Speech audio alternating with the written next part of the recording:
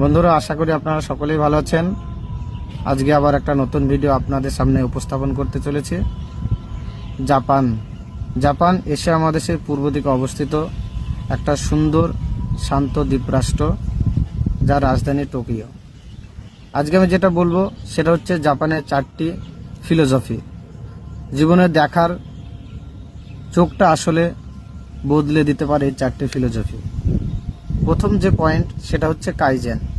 প্রতিদিন মাত্র 1% ভালো হও, এতটুকুই আসলে যথেষ্ট। দ্বিতীয় পয়েন্ট হচ্ছে ওয়াবি সাবি, অপূর্ণতাকে লুকিয়ে রেখো না, এটাই তোমার আসল সৌন্দর্য।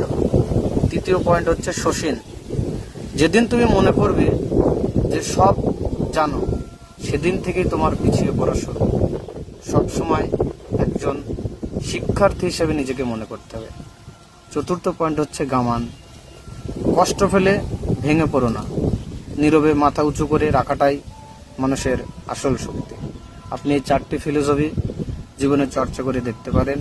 ভিডিওটি ভালো লাগলে অবশ্যই লাইক, কমেন্ট, শেয়ার করতে ভুলবেন না।